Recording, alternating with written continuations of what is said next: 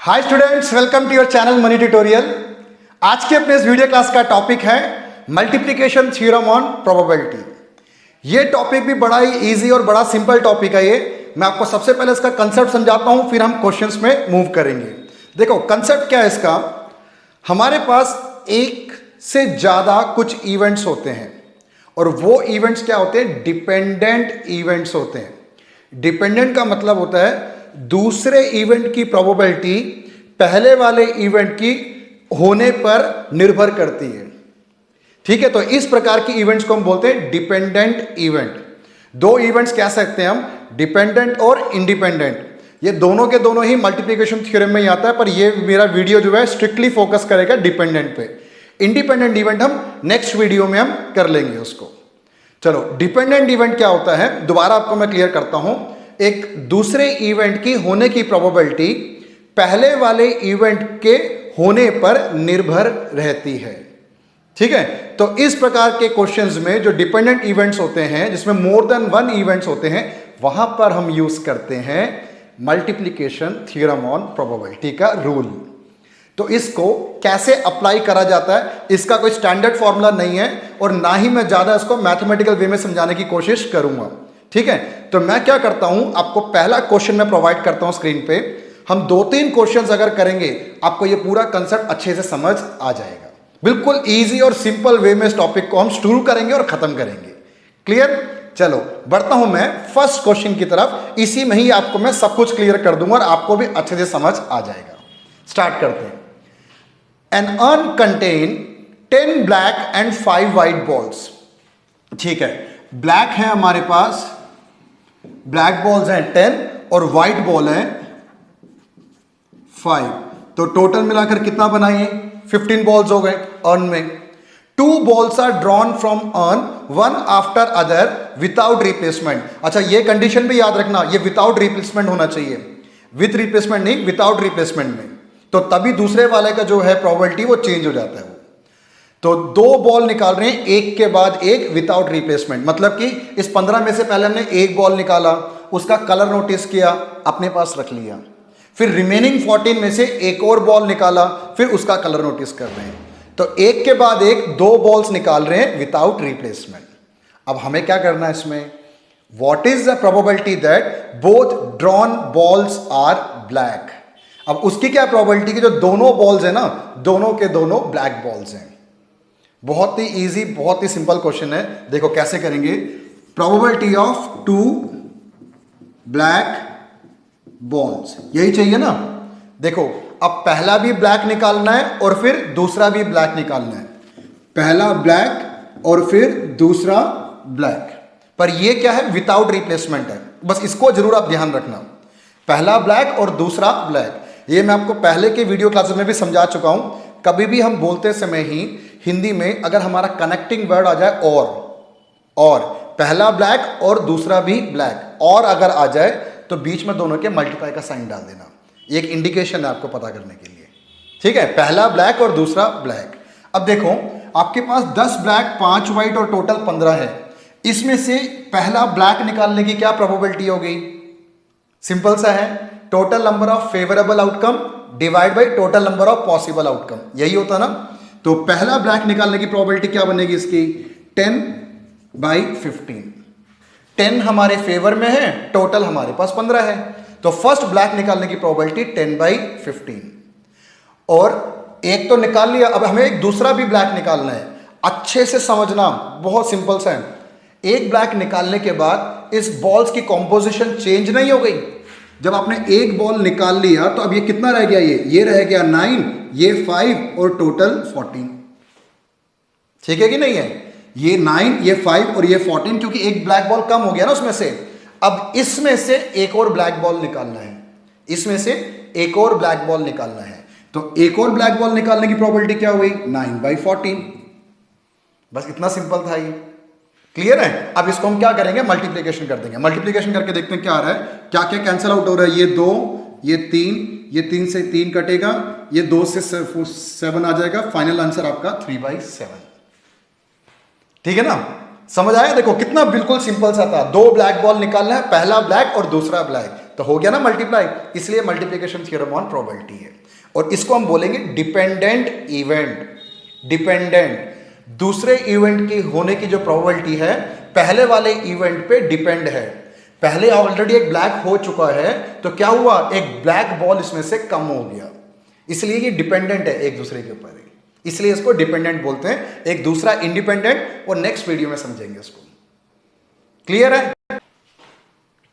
Question number 2, 3 cards are drawn successively without replacement. इस बार हम 3 कार्ड्स ड्रॉ कर रहे हैं without replacement from the pack of 52 well shuffled cards. 52 पत्तों में से 3 कार्ड्स निकाल रहे हैं।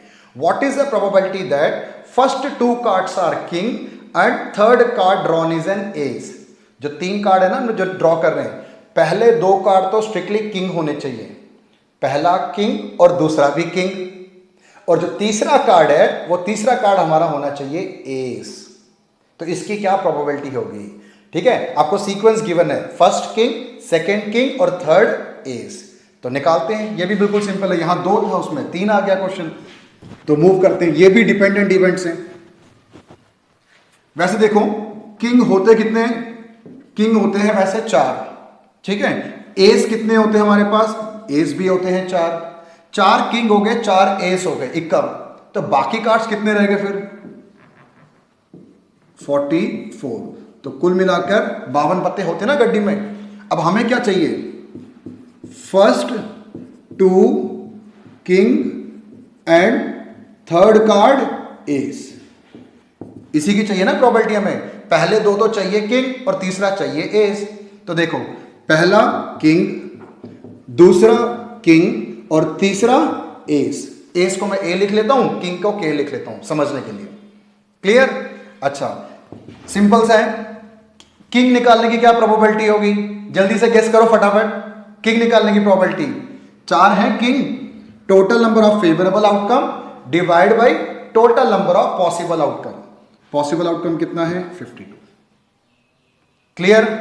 इनटू, अब दूसरा किंग निकालने की प्रोबेबिलिटी देखो, जब हम सेकंड किंग निकालेंगे, इसमें से हम ऑलरेडी एक किंग निकाल चुके हैं, तो कितना रह गया यहां पर?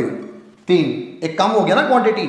एस अभी भी 4 है, अदर अभी भी 44 है, तो टोटल अब 51 रह गए। टोटल 51 अब रह गए। अब इसमें से एक किंग निकालने की प्रोबेबिलिटी 3/51। समझ आ रहा है? एक जब निकल चुका यहां पर एक किंग, तो एक किंग तो कम हो गया। अब इस 51 में से जो 3 किंग है, तो किंग निकालने की प्रोबेबिलिटी 3/51। क्लियर? चलो, ये इवेंट भी हो गया। अब कितना रह गया? किंग रह गया 2। 2 किंग तो निकल चुके। एस अभी भी 4 है उस गड्डी में, और ये 44 है। टोटल अब 50 कार्ड्स रह गए गड्डी में, 50। अब तीसरा क्या निकालना है आपको? एस। बताओ एस की प्रोबेबिलिटी कितनी? बिल्कुल सही, 4/50। तो ये जो 3 इवेंट्स थे, 3 इवेंट्स की प्रोबेबिलिटी पहले वाले के ऊपर पूरी की पूरी निर्भर करती है, डिपेंडेंट है। तो डिपेंडेंट अगर है तो एक एक वो कम होता चला गया, और प्रोबेबिलिटीज चेंज होती चलेगी। देखो, यहां भी किंग है, यहां भी किंग है, पर यहां पी की वैल्यू 4/52 है और यहां पे 3/51 है। क्यों? क्योंकि ऑलरेडी एक इवेंट हो चुका, उसने दूसरे की प्रोबेबिलिटी को चेंज कर दिया। समझ आ रहा आपको डिपेंडेंट का मतलब है? ठीक है, अब इसको सिंपल से फटाफट जल्दी से कैलकुलेट कर दो, क्वेश्चन हम सॉल्व कर लेते हैं।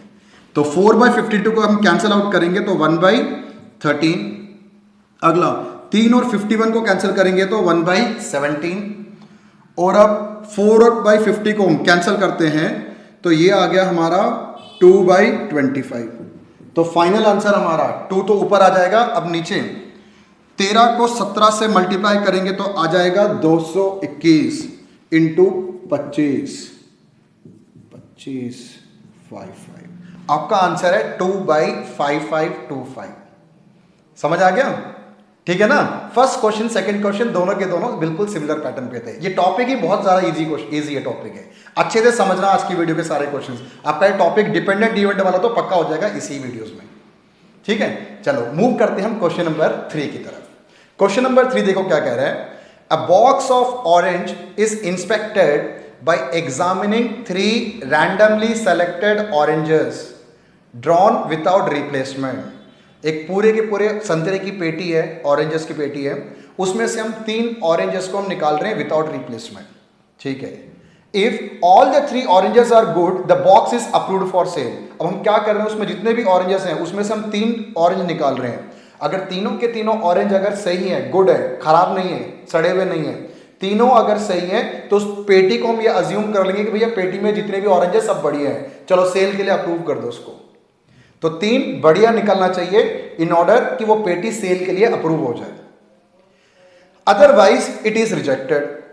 Find the probability that a box containing 15 oranges, 15 orange है पेटी के अंदर, out of which 12 are good and 3 are bad. अच्छा, पेटी में टोटल 15 ऑरेंजेस हैं, उसमें से 12 बिल्कुल सही हैं और 3 खराब ऑरेंजेस भी हैं, ठीक है। 3 are bad, 1 will be approved for sale. अब उसकी क्या प्रोबेबिलिटी कि वो पेटी सेल के लिए अप्रूव हो जाए। सोचो जल्दी फटाफट। हम 3 ऑरेंज निकाल रहे हैं, तो जो 3 ऑरेंज निकाल रहे हैं वो तीनों के तीनों से ही निकलने चाहिए। अगर वो तीनों ऑरेंज अगर सही निकलते हैं, वो जो पेटी है, जो बॉक्स है, वो सेल के लिए अप्रूव हो जाती है। समझ आया क्वेश्चन? अब जल्दी से कर देते हैं इसको भी हम, फर्स्ट और सेकंड के तर्क पे ये भी देखो, गुड ऑरेंजेस और बैड। गुड 12 था और खराब वाला 3 था, तो टोटल कितना हुआ 15। अब हमें क्या निकालना है, प्रोबेबिलिटी ऑफ 3 गुड ऑरेंजेस। तो क्या होना चाहिए, पहला भी सही निकलना चाहिए गुड, दूसरा भी सही और तीसरा भी सही। ऐसे ही बनेगा ना, 3 गुड ऑरेंजेस, पहला सही, दूसरा सही और तीसरा भी सही। कभी भी बीच में और आ जाए तो मल्टीप्लाई का साइन आप जरूर डालना, ठीक है। ऐसे भी आप याद रख सकते हो। अब फर्स्ट ऑरेंज सही होना चाहिए, उसकी प्रोबेबिलिटी 12/15 है, सिंपल। ये रहा ना हमारे फेवर में, total number of favourable outcome divide by total number of possible outcome, तो 12/15। अब इस पे आ जाओ, जब आपने एक ऑरेंज निकाल लिया तो अब कितना बचा इसमें, अब बचा 11, ये तो 3 है, तो ये टोटल 14। एक निकाल चुके हैं ना, निकालने के बाद वो एक क्वांटिटी कम हो गई उसकी। अब इसमें से एक निकालना है, 11/14, देखो कितना सिंपल है, इनटू तीसरा एक और निकालना है। आपने इसमें से एक निकाल लिया, अब कितना रह गया इसके अंदर, अब रह गया 10, ये 3 और टोटल 13। तो इसमें से सही ऑरेंज निकालने की प्रोबेबिलिटी 10/13। क्लियर है? अब क्या करना है, अब कुछ भी नहीं करना, जल्दी फटाफट काटा पीटी करो, जल्दी से मल्टीप्लाई करके इसका आंसर खत्म कर दो। तो काटा पीटी में अब क्या करा जाए, ये 12 को काटता हूं 4 और ये 5 को 10 से काट देता हूं 2, ये 2 और 14 भी कटा हमारा 7, तो क्या क्या रह गया ऊपर, ऊपर तो रह गया 4, नीचे रह गया 4 और 11 44, नीचे 7 और ये हो गया 91। तो आंसर आपका है 44/91। क्लियर, समझ आ गया ना आपको ये? ठीक है, बाकी कैलकुलेशन का पार्ट तो आप जल्दी से फटाफट कर लेना, बस आपको मेन कंसेप्ट समझाना मेरा पर्पस है इसका ही। तो 3 क्वेश्चन हमारा हो गया बिल्कुल इजी लेवल पे।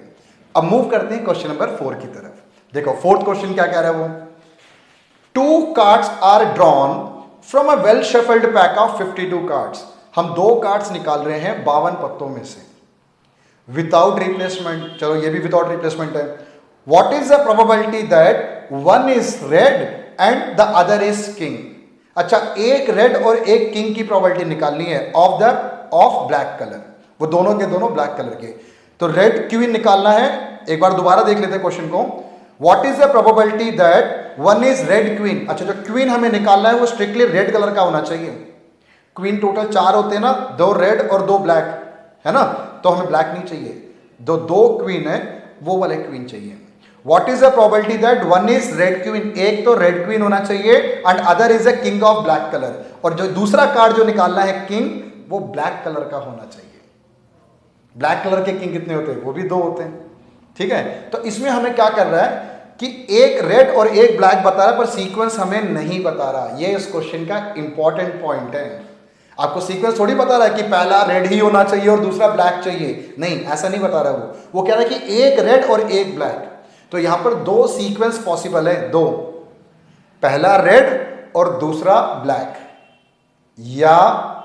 या बोलते ही बीच में प्लस, या पहला ब्लैक और दूसरा रेड, ठीक है, तो यहां दो केसेस में इस क्वेश्चन को हम सॉल्व करेंगे तो एक ही लाइन पे, पर दो केसेस बन सकते हैं, इसके दो पॉसिबल केसेस बनेंगे। मैं आपको लिख के समझाता हूं सारी चीज पहले। देखो, रेड क्वीन कितने होते हैं हमारे पास? दो। ब्लैक किंग ये कितने होते हैं हमारे पास? दो। और फिर अदर कार्ड्स कितने हुए? फिर इसका मतलब 52 में से 4 तो ये कार्ड्स हो गए, तो अदर कार्ड्स कितने हुए? अदर हुए 48। तो कुल मिलाकर 52 कार्ड्स हमारे पास गड्डी में है। तो जो दो इवेंट्स को वो बोल रहा था ना, रेड क्वीन और ब्लैक किंग, उसको मैंने अलग से ऐसे लिख लिया, बाकी बचे अदर कार्ड्स। अब हमें क्या चाहिए? Required probability of one red queen and other one is black king.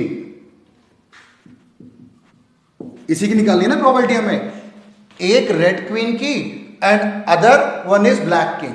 तो देखते हैं, दो पॉसिबल केस हैं जैसे मैं आपको समझा रहा था, पहला क्वीन और दूसरा किंग हो सकता है, या कभी भी आ जाए बीच में प्लस का साइन डालना। ये सेकंड केस है हमारे पास, पहला किंग और दूसरा क्वीन। ठीक है, चलो अब एक क्वीन निकालने की क्या प्रोबेबिलिटी होगी? यहां देखो एक बार, आप क्वीन निकालने की प्रोबेबिलिटी 2/52। सिंपल है, चलो क्वीन निकाल लिया। अब कितना बचा? ये क्वीन 1, किंग 2, ये 48, अब ये 51 हो चुके हैं, है ना। अब नेक्स्ट क्या निकालना आपको? किंग। अब किंग कितना है? 2, तो 2/51, 2 आउट ऑफ 51, क्योंकि टोटल कार्ड में से एक निकल गया ना, 51 रह गया था, तो 2/51। ये तो फर्स्ट केस के लिए हो गया, फर्स्ट केस, बीच में साइन प्लस का। अब दोबारा चलते हैं, अब केस 2 के लिए। केस 2 में पहला किंग निकालना है। किंग कैसे निकलेगा? ये देख लो आप, किंग 2 है यहां, 2/52 किंग निकल गया। अगर किंग निकल गया, अब जो ताश की गड्डी है उसमें क्या कॉम्पोजिशन बना? अभी क्वीन 2, किंग 1 और ये 48, टोटल 50। अब एक किंग निकालने के बाद नेक्स्ट वन हमें क्या चाहिए? क्वीन चाहिए रेड का। ये है 2/51। Clear?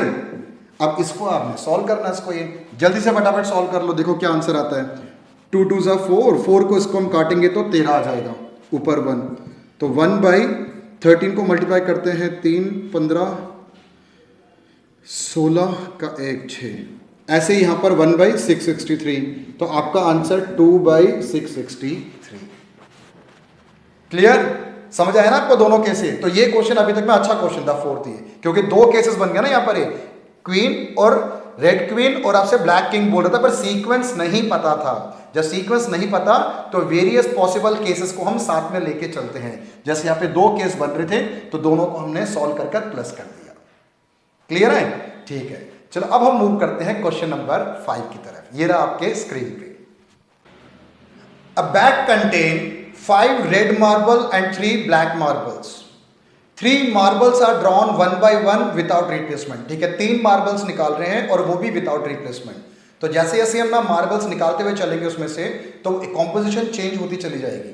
What is the probability that at least one of the 3 marble drawn be black and if first marble is red. अच्छा, फर्स्ट मार्बल तो उसने रेड बता दिया आपको, वो तो बिल्कुल फिक्स है। वो कह रहा है कि कम से कम एक तो ब्लैक होना चाहिए, कम से कम एक ब्लैक। तो देखो, कम से कम एक ब्लैक का मतलब 3 बॉल्स में से पहला तो रेड है, तो ये तो बिल्कुल फिक्स हो गया अपनी पोजीशन पे, तो बाकी रह गए 2। कम से कम एक ब्लैक का मतलब या तो दूसरा ब्लैक और तीसरा रेड हो सकता है, या दूसरा रेड और तीसरा ब्लैक हो सकता है, या दूसरा और तीसरा दोनों ही ब्लैक हो सकते हैं। क्योंकि कम से कम एक ब्लैक बोल रहा ना, 2 ब्लैक भी तो हो सकता है। तो यहां पर हमारे पास 3 केस बने। पिछले क्वेश्चन में क्या था? 2 केसेस बन रहे थे जो दोनों को हमने ऐड किया था। यहां पर अब हमारा 3 केस बनेगा। लिख के समझते हैं इस क्वेश्चन को। देखो, अब रेड मार्बल्स हमारे पास है 5 और ब्लैक है हमारे पास 3, टोटल 8। अब हमें क्या चाहिए? उसमें से 3 मार्बल्स हमें निकालना है विदाउट रिप्लेसमेंट, उसमें से at least 1 black, first red and at least 1 black from remaining 2, है ना। बाकी और दो ऑप्शन रह गए ना निकालना, एक तो रेड है फिक्स है वो, तो बाकी दो में से कम एक तो ब्लैक होना चाहिए। तो देखो क्या क्या केसेस बनेंगे इसके, पहला रेड, दूसरा ब्लैक और तीसरा रेड हो सकता है ना। और क्या केस बन सकता है, पहला तो हमें रेड को फिक्स करना है, रेड फिक्स है, दूसरा भी रेड और तीसरा ब्लैक, ये भी पॉसिबल है। और तीसरा केस क्या बन सकता है, पहला तो रेड ये तो फिक्स है, दूसरा और तीसरा दोनों ही ब्लैक बन सकते हैं, क्योंकि कम से कम एक ब्लैक बोल रहा ना, तो दो ब्लैक भी तो हो सकता है। तो यहां पर तीन डिफरेंट केसेस बन गए, तीनों की प्रोबेबिलिटी निकालकर हम क्या करेंगे, तीनों को ऐड कर देंगे। क्लियर, चलो बढ़ते हैं आगे। पहला रेड, इस वाले केस को पहले हम सॉल्व करते हैं। फर्स्ट रेड, रेड कितना है यहां पर 5 है, तो 5/8 रेड की। अब जैसे हमने एक रेड निकाल लिया तो अब यहां कितना बचा, 4, ये 3, ये 7। नेक्स्ट आपको चाहिए ब्लैक। अब देखो एक बार ब्लैक कितना है यहां पर 3/7, ये भी ठीक है। तीसरा क्या चाहिए हमें यहां पर, रेड। अब तीसरा रेड निकालने के लिए, रेड कहां गया, ये रहा। अब एक और कम करते हैं पहले तो, ये 4, ये 2 और ये 6। अब तीसरा चाहिए रेड, तो रेड की प्रोबेबिलिटी 4/6। ये क्लियर है, समझ आ रहा है आपको, ठीक है। अब बढ़ते हैं आगे इसकी तरफ। पहला रेड, तो रेड कितना यहां पर 5/8। अब दूसरा क्या निकालना है, रेड। अगर एक निकल गया रेड तो यहां 4 और ये 3 और ये 7, इतना रह गया ना। नेक्स्ट हमें रेड निकालना है। अब रेड निकालने की प्रोबेबिलिटी 4/7। अब एक और रेड हमने निकाल लिया, तो रेड रह गया 3, ब्लैक भी 3 है और टोटल अभी 6 है। तो तीसरा जो हमें निकालना है मार्बल, वो निकालना है ब्लैक का। अब ब्लैक निकालने की प्रोबेबिलिटी 3/6। क्लियर, चलो एक लास्ट केस पे चले जाते हैं हम। रेड, इसको मिटाता हूं फिर से, तीसरा लास्ट केस। तो रेड निकालने की प्रोबेबिलिटी 5/8 इंटू रेड अगर निकाल लिया तो 5, 3 और 7 रह गया ये। अब नेक्स्ट क्या निकालना है, हमें ब्लैक निकालना है। ब्लैक निकालने की प्रोबेबिलिटी 3/7। चलो एक ब्लैक निकाल लिया, तो अब कितना रह गया, ये 4, ये 2, अब ये 6। अब तीसरा जो निकालना है वो भी ब्लैक निकालना है, तो वो ब्लैक निकालने की प्रोबेबिलिटी 2/6। क्लियर है, बस सिर्फ यहां तक ही मेन मेहनत थी हमारी कि प्रोबेबिलिटीज की वैल्यूज पुट करना सही तरीके से। ठीक है, तो सही तरीके से हमने वैल्यूज पुट कर दी। अब आखिरी काम क्या है इसकी, कैलकुलेशन। कैलकुलेशन पार्ट आप गलत मत करना, अच्छे से कर लेना उसको ही। तो अभी मैं कर देता हूं उसको। इसमें कुछ काटा पेटी की जरूरत है क्या, ये 4 और 8 तो कट जाएगा ये 2 पे, और कुछ 3 और 6 कट जाएगा 2 पे, तो ऊपर रह गया 5, नीचे 828। यहां पर कुछ कैंसल आउट हो रहा है, 3 और 6 2 पे और ये 2 पे, तो ऊपर रह जाएगा 5, नीचे वही 28। और लास्ट केस में 3 और 6 तो कट गया 2 पे, ये 2 से 2 कट गया, ऊपर 5/56। ठीक है, 56 यहां पर हम एलसीएम ले लेते हैं, 10 + 10 + 5 25/56। 25/56 आंसर आ गया हमारा। क्लियर है कि नहीं है, समझ आ गया आपको, ठीक है। अब मैं आगे क्वेश्चन बढ़ूं, अभी तक हम 5 क्वेश्चन कर चुके हैं, तो पर आपसे मेरा एक रिक्वेस्ट और करना चाहता हूं, सारे क्वेश्चंस को प्लीज आप एक बार रजिस्टर में जरूर नोट करना, तो ये आपको आगे प्रैक्टिस करने के लिए हेल्पफुल रहेगा वो, ठीक है। और इसके अलावा मैंने कंडीशनल प्रोबेबिलिटी और बाकी प्रोबेबिलिटीज के बेस थ्योरम वगैरह बाकी सारे मैंने प्रोबेबिलिटीज की वीडियोस डाले हुए हैं। इस चैप्टर में आपको अच्छे से कोई भी मार्क्स नहीं गंवाना, अच्छे से समझना हो तो उस वीडियो के लिंक भी मैंने डिस्क्रिप्शन बॉक्स में डाला हुआ है, उसको भी आप गो थ्रू करना। चैप्टर आपका बहुत अच्छे तरीके से पूरा कंप्लीट हो जाएगा वो। चलो अब बढ़ते हैं हम क्वेश्चन नंबर 6 की तरफ। 2 balls are drawn at random with replacement. ये पॉइंट जरूर आप नोट करना। विथ रिप्लेसमेंट का पता क्या मतलब होता है, हमने एक बॉल निकाला, उसका कलर नोटिस किया, वापस उसको अंदर हमने डाल दिया। जब वापस उस बॉल को अंदर डाल देते हैं तो कॉम्पोजिशन ऑफ बॉल जो वो चेंज नहीं होता, उतना ही रहता है जितना पहले था, क्योंकि वापस हमने डाल दिया ना उसको वहां पर ही, तो कॉम्पोजिशन चेंज नहीं होता। From a box containing 10 black and 8 red balls, ठीक है, find the probability that both balls are red. Start करते हैं इस क्वेश्चन को। अभी देखो बहुत इजी क्वेश्चन है ये भी। अभी तक के सारे क्वेश्चन मुझे उम्मीद है कि समझ आ रहा होगा आपको। तो आने वाले जो 5 क्वेश्चन है वो भी बिल्कुल इजी लेवल में मैं आपको सिखा दूंगा मैं। चलो पहले तो क्या हमारे पास कौन सा बॉल है, 10 ब्लैक बॉल्स, ब्लैक बॉल्स है 10 हमारे पास, और उसके बाद रेड बॉल है 8, तो ये टोटल बना हमारे पास 18। और ये क्वेश्चन विथ रिप्लेसमेंट का है। पहले क्या निकालना है, both balls are red, probability 2 red. देखो पहला रेड और दूसरा भी रेड, यही कह रहे हैं। तो रेड की प्रोबेबिलिटी 8/18, और फिर से रेड निकालना है। जब फिर से रेड निकालना है तो कंपोजिशन चेंज नहीं होगा, क्योंकि जब पहली बार आपने रेड निकाला होगा तो 7 रह गया होगा, फिर वापस वही बॉल को आपने दोबारा से रिप्लेस कर दिया तो अगेन वो 8 हो गया, वो तो कंपोजिशन चेंज नहीं हुआ। तो फिर से रेड निकालने की प्रोबेबिलिटी 8/18। क्लियर। अब इसको छोटा कर लो, ये 4 और ये 9, ऐसे ही 4 और ये 9, ये हुआ 16/81। इजी लगा, ठीक है। अब नेक्स्ट आगे बढ़ते हैं सेकंड पार्ट की तरफ। सेकंड पार्ट क्या कह रहे हैं, first ball is black and second is red, पहला ब्लैक और दूसरा red. Probability first black and second red, पहला ब्लैक और दूसरा रेड। तो स्ट्रिक्टली सीक्वेंस को चेंज नहीं कर सकते, पहला ब्लैक है तो ब्लैक ही चाहिए और दूसरा रेड है तो रेड ही चाहिए।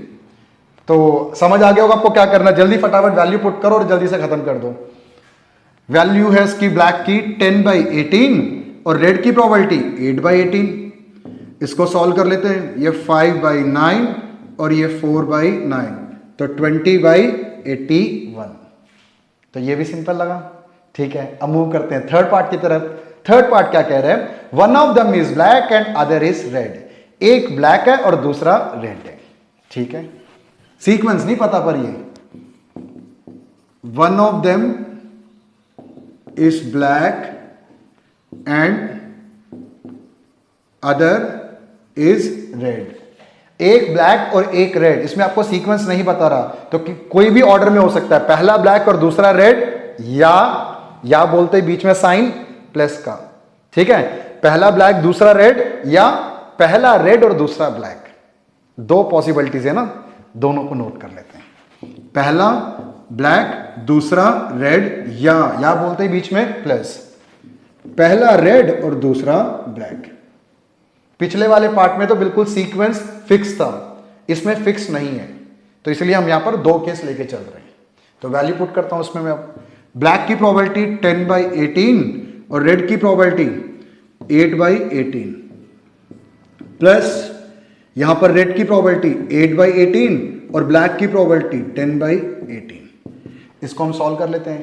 पिछले वाले पार्ट का क्या आंसर था, आंसर ये 2 से कटेगा तो 5/9, ये 4/9, 20/81। ऐसे ही वहां पर भी आएगा 20/81, total 40/81।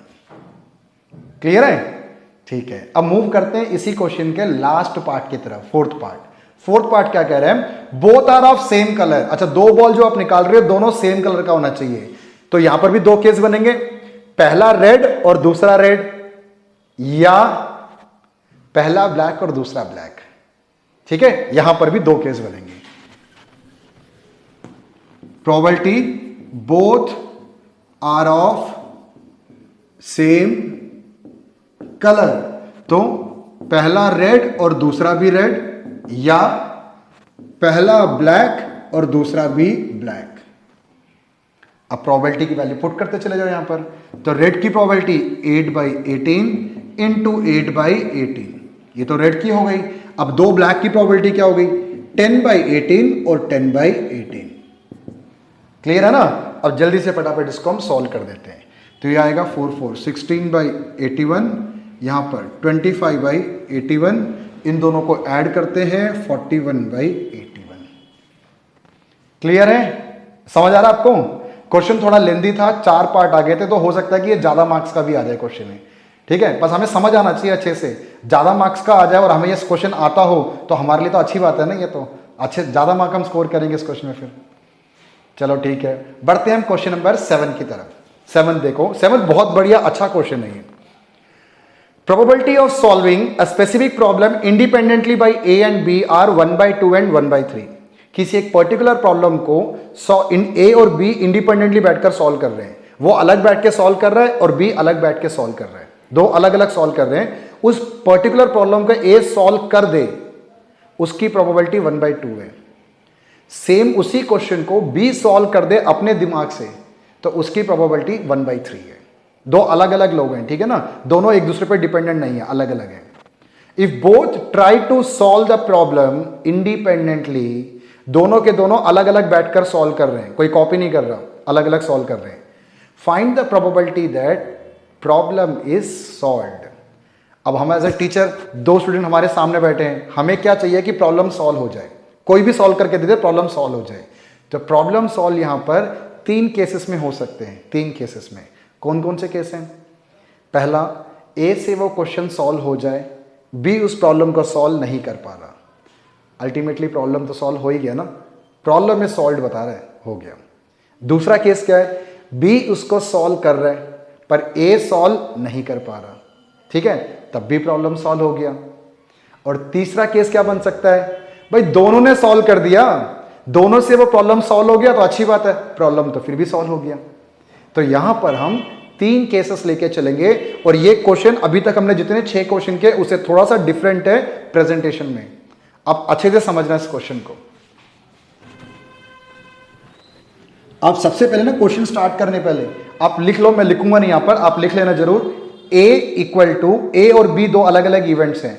A equal to problem is solved by A और B equal to problem is solved by B, ऐसे आप लेट कर लो। चलो मैं भी लिख ही देता हूं उसको। A equal to problem is solved by A और B problem is solved by B, ऐसे सबसे पहले लेट कर लेना आप। ए किसी प्रॉब्लम को सॉल्व कर रहा है, उसकी क्या प्रोबेबिलिटी है? वहां पर क्वेश्चन में गिवन है 1/2, ठीक है। बी उसी प्रॉब्लम को सॉल्व कर रहा है, उसकी क्या प्रोबेबिलिटी है? 1/3, ठीक है। अब आगे अच्छे से समझना, ए के सॉल्व करने की प्रोबेबिलिटी तो 1/2 है। ए से ये प्रॉब्लम सॉल्व ना हो पाए, उसकी क्या प्रोबेबिलिटी होगी? ए से ये प्रॉब्लम सॉल्व नहीं हो रहा, इसे बोलते हैं नॉट, ए नॉट। कभी भी नॉट निकालना तो 1 में से इसको माइनस कर लेना, पी ए को। होने की प्रोबेबिलिटी हाफ, नहीं होने की प्रोबेबिलिटी 1 में से हाफ को माइनस कर लेना, ठीक है। ऐसे ही बी नॉट, उस पर्टिकुलर क्वेश्चन को बी सॉल्व कर रहा है, उसकी प्रोबेबिलिटी तो 1/3 है, पर ये क्वेश्चन बी से सॉल्व नहीं हो पा रहा, अब उसकी क्या प्रोबेबिलिटी है? अगेन 1 में से 1/3 को माइनस कर लो, तो ये आ गया 2/3। क्लियर है? ठीक है। अब मैं बढ़ता हूं मेन मुद्दे की तरफ। क्वेश्चन में क्या पूछ रहा है? वो क्वेश्चन में ये पूछ रहा है, find the probability that problem is solved. Problem solve हो गया, उसकी क्या प्रोबेबिलिटी है? Problem is solved. अब देखो यहां पर ना 3 केसेस बनेंगे। 3 केसेस क्या? ए से सॉल्व हो गया और बी से सॉल्व नहीं हुआ, पहला केस, ठीक है ना। दूसरा केस, बी से सॉल्व हो गया पर ए से सॉल्व नहीं हुआ, पर प्रॉब्लम तो सॉल्व हो ही गया ना, ठीक है। तीसरा केस, ए से भी सॉल्व हो गया और बी से भी सॉल्व हो गया। क्लियर? अब हमें क्या करना है, इन तीनों जो केसेस बने हैं इनकी वैल्यूज यहां से पुट कर दो, आपका काम खत्म। पर आपको यह समझ आ रहा ना कि किस तरीके से लिखा हमने इसको? ये जितने केसेस बनते हैं उतने पॉसिबल केसेस को हमें लिखना पड़ता है, और बीच में साइन प्लस का जरूर डालना, क्योंकि डिफरेंट डिफरेंट केसेस की प्रोबेबिलिटीज हैं और सारे के सारे हमारे फेवर में ही हैं, तो फेवर में है तो सबको प्लस करते चले जाओ आप, ठीक है। तो इस लॉजिक से इसको आप लिखो। तो कैलकुलेट करते हैं, कितना होगा? P A into P B dash half into 2/3, 2/6, P B into P A dash, P B into P A dash half into 1/3, 1/6, P A into P B half into half, नहीं half into 1/3, 1/6। तो answer बना हमारा 4/6। Finally इसको काटेंगे तो 2/3। Clear है? इसके अंदर बस मैंने इनकी वैल्यूज पुट कर दी। अब देखो मैं सेकंड पार्ट की तरफ मूव नहीं कर रहा, मैं एक बार फर्स्ट पार्ट को एक और मेथड से भी आपको मैं सिखाना चाहता हूं। वो मेथड मुझे ज्यादा इजी लगता है, आप उसको भी समझ लो। ये तो मैंने आपको समझा दिया, एग्जाम में वो दोनों मेथड में से जो इजी लगे आप उसको फॉलो करना, ठीक है। मैं आपको एक और मेथड भी सिखाता हूं।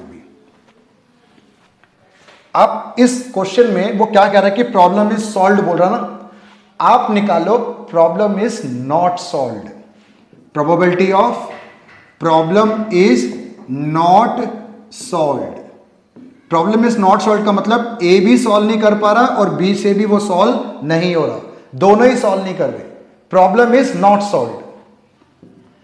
ये हाफ और ये क्या था 2/3, कैंसिल करेंगे तो 1/3। प्रॉब्लम दोनों से सॉल्व नहीं हो पा रहा।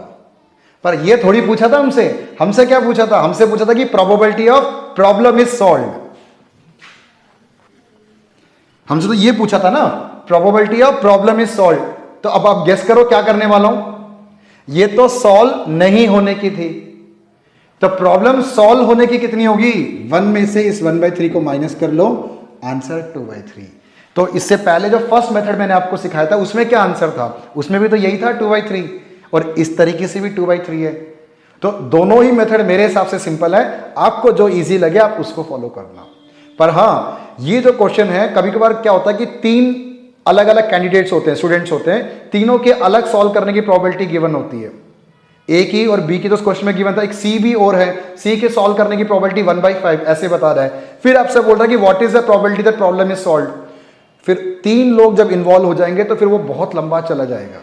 अब तब फर्स्ट मेथड को यूज मत करना, तब आप सेकंड मेथड को यूज करना। तो जब क्वेश्चन आएगा तो मैं आपको वो भी सिखा दूंगा, ठीक है। चलो अब इसी क्वेश्चन के सेकंड पार्ट पे हम मूव करते हैं। सेकंड पार्ट देखो क्या कह रहे हैं, exactly one of them solve the problem. अगला case, exactly one of them solve the problem. चलो, probability exactly one of them solve the problem. इसमें क्या हो रहा है, ए सॉल्व कर रहा है और बी से सॉल्व नहीं हो पा रहा, या बी सॉल्व कर रहे हैं और ए इसको सॉल्व नहीं कर पा रहा। तो यही तो 2 केस पॉसिबल है यहां पर। तो वैल्यूज पुट करता हूं, 1/2, 2/3, या 1/3 और 1/2। तो 2/6 और 1/6, तो 3/6। इसको और मैं कैंसिल करता हूं तो 1/2 मेरा आंसर है। क्लियर है? एक व्यक्ति सॉल्व कर रहा है, दूसरा सॉल्व नहीं कर रहा। तो ए से सॉल्व हो रहा है, बी नहीं कर पा रहा, या बोलते हैं बीच में साइन प्लस का, बी सॉल्व कर रहा है, ए सॉल्व नहीं कर रहा। तो 2 केसेस बन गए, दोनों की प्रोबेबिलिटी निकाल के दोनों को हम ऐड कर देते हैं, हमारा क्वेश्चन खत्म। क्लियर है? ठीक है। चलो अभी तक 7 क्वेश्चन हो गए, 3 क्वेश्चन और करना है हमें। थोड़ा पेशेंस के साथ, कूल माइंड के साथ आगे बढ़ते हुए हम क्वेश्चन नंबर 8 को देखते हैं। बहुत ही बढ़िया इंपॉर्टेंट क्वेश्चन है, 8th एग्जाम का आया हुआ क्वेश्चन है। A speak truth in 60% of the cases. A 60% cases में तो सच बोलता है, and B in 90% of the cases, और बी के सच बोलने की प्रोबेबिलिटी 90% है, तो झूठ बोलने की प्रोबेबिलिटी 10%।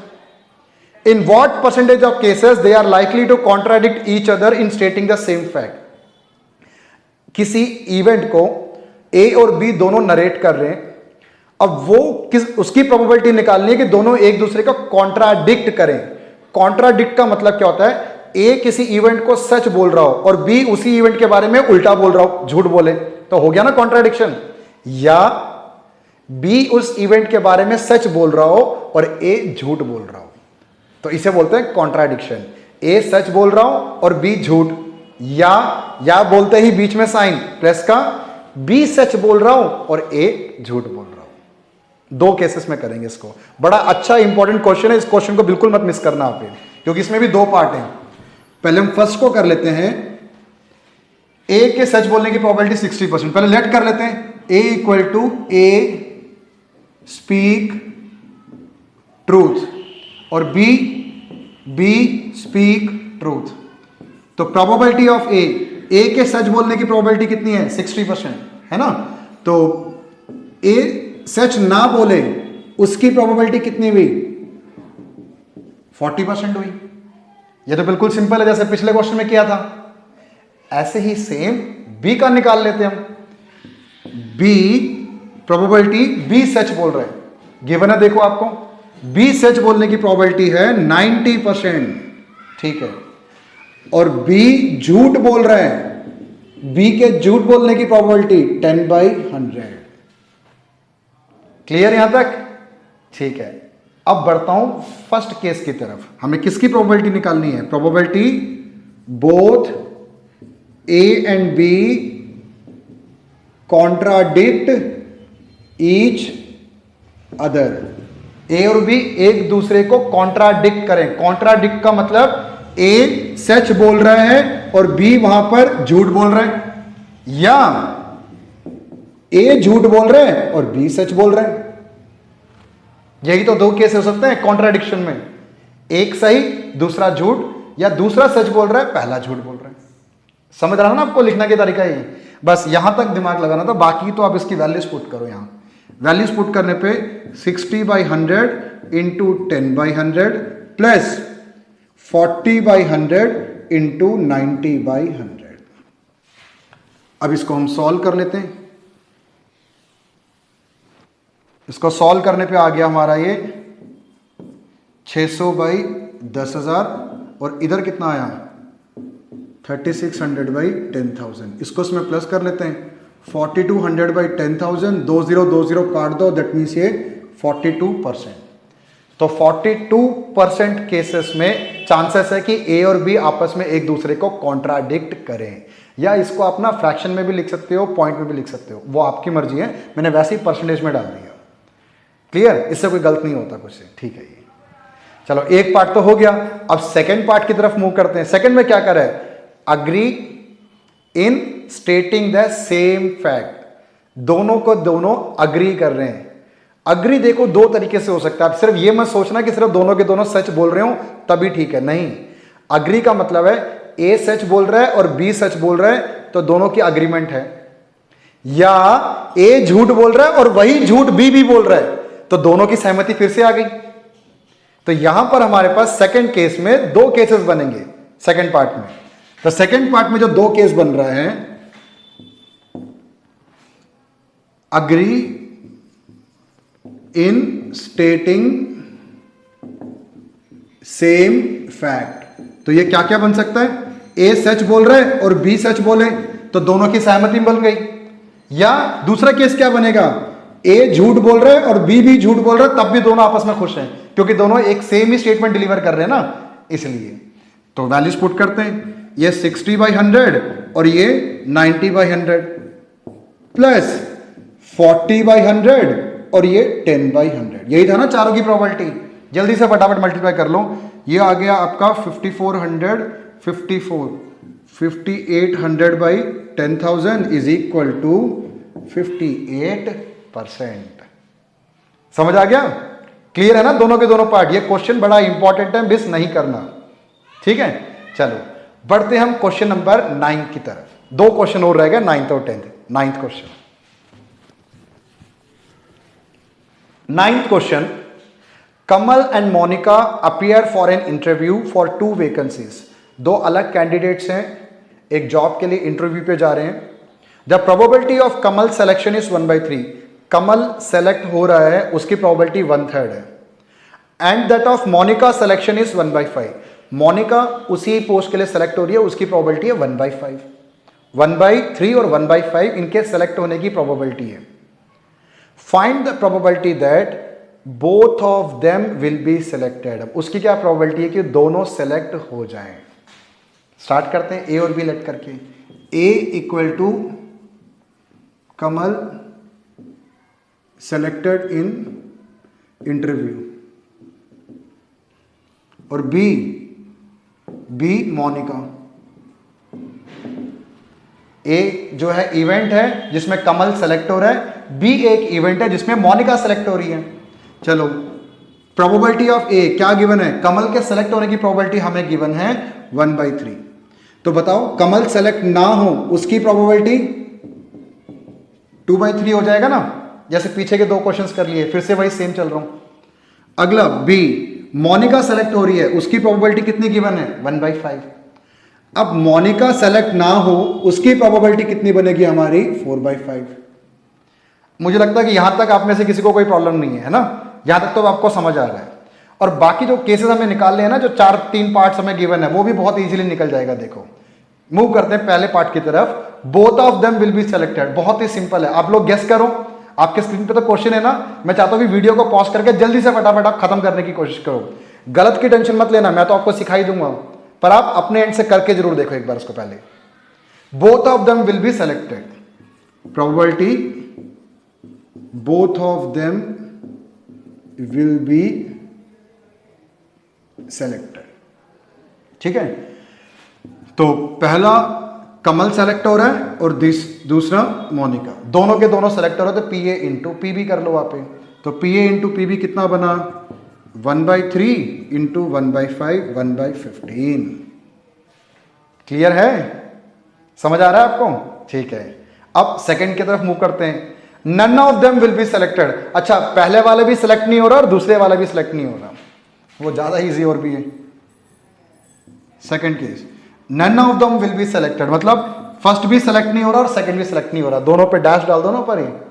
तो पहला सेलेक्ट नहीं हो रहा, उसकी प्रोबेबिलिटी कितनी है, 2/3, और सेकंड जो मोनिका वो भी सेलेक्ट नहीं हो रही, उसकी प्रोबेबिलिटी 4/5। तो क्या बना हमारा आंसर, ये दोनों सेलेक्ट नहीं हो रहे, उसकी प्रोबेबिलिटी 8/15। ये भी सिंपल, ठीक है ना। चलो आगे बढ़ते हैं थर्ड पार्ट की तरफ।